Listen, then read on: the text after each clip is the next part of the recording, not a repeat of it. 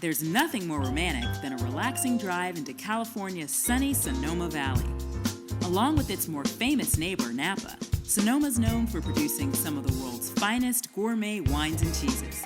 The first stop on our wine country getaway was the historic Fairmont Sonoma Mission Inn and Spa.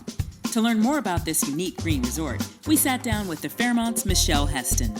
This hotel is actually 75 years old, and many incarnations, so to speak, of that, but we've recently completed a $65 million restoration.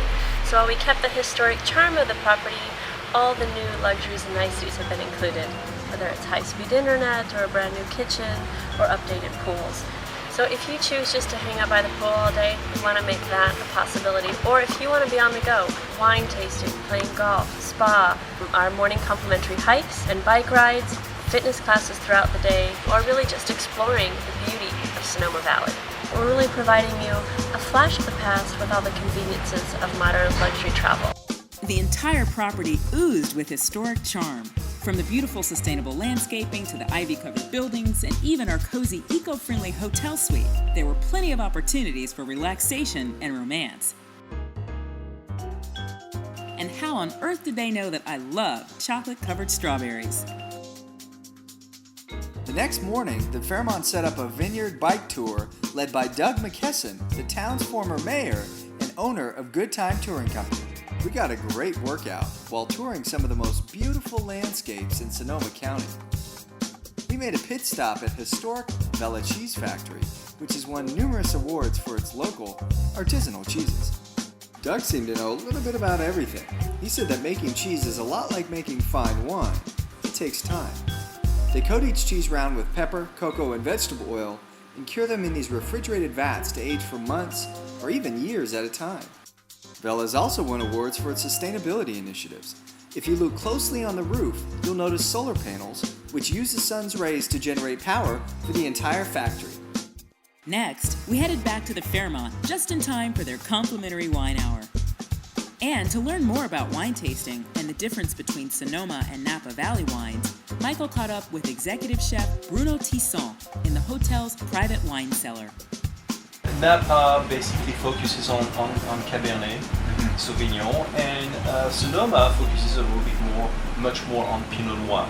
We're very lucky. I mean, we have wineries. We have 50 wineries within 15 miles. What should we look for when we're tasting? You don't need to be an expert. You know, you always have to look at the color of the wine. You have to check the aroma. You really move the wine. You warm it up a little bit. You oxygenate the wine nicely. You can see also a little bit like the wine is crying, the alcohol content. What is this? What is the these are legs? These are legs. Legs, or we call that, in French we call that tiers. Tiers. Okay. I like and tiers, that gives you an idea of the alcohol content in the wine. The thicker, the more alcohol. So you can see over here the not that thick. Okay. And then the bouquet. Make sure it has a nice, pleasant aroma. And then after glass is to test the wine and to incorporate a little bit of air, at the same time you test it. Remember, Picasso used to say you don't need to be a painter to appreciate art. Right. So you like or you don't.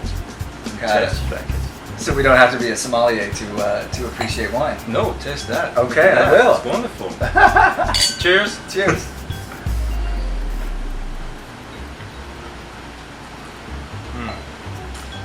Authentically local. Delicious. Authentically good. Excellent. It's perfect. That's perfect. That's my choice. I can drink that every day. Now that we were armed with a proper wine education, we were ready to venture up the road for the highlight of our trip, a biodynamic wine tasting excursion at the Benziger Family Winery. Michael decided he would drive the cart, but had a little trouble getting us moving in the right direction. There we go. Once we got moving, we passed acres and acres of beautiful vineyards, and the views were breathtaking. One of the best things about Benziger is that they're as committed to the environment as they are to making great tasting wine. To learn more about the different elements of the winery's biodynamic farming practices, we chatted with Binziger's Jessica LaBounty. Biodynamics is the highest form of organic farming. It tries to balance out the ecosystem. We have animals on our property. It's kind of more of a farm to help balance out the monoculture of the vineyard. So we have bird boxes that attract hawks and owls that take care of rodents or rabbits that would be in the vineyard. We have all of our own composting. So it's really kind of a closed nutrient system. What comes from the vineyard goes back into the vineyard. We're in our insectary garden. The insectary is basically a garden that we planted in the middle of the vineyard that provides a natural habitat for beneficial bugs and birds. We've chosen diverse plants here that attract a certain type of bug that's the natural predator for a bug that might be interested in preying on the vines. So they live here and then they go out into the vineyard and take care of our pests. It's our answer to insecticide. So you don't use any insecticides or No herbicides? chemicals on the property at all. We're a biodynamic farm. This is one of the biodynamic preparations. Twice a year on the spring and fall equinox, we bury them in the vineyard. One time it's filled with silica and the other with fresh cow manure.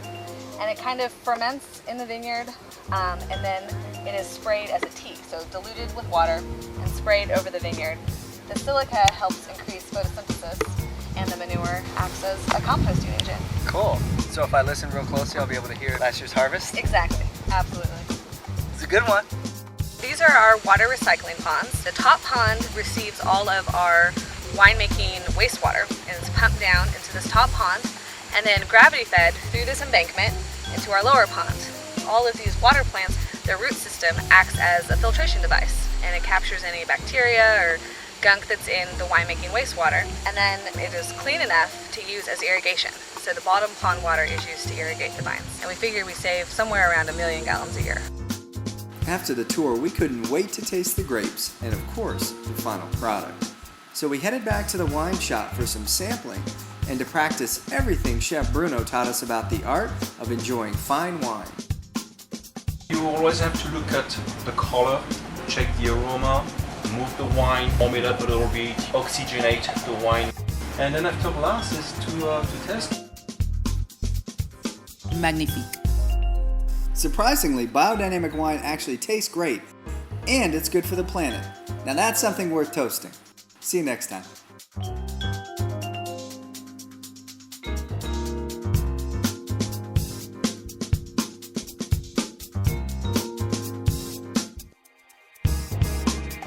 This episode of Conscious Living is carbon-free in partnership with carbonfund.org.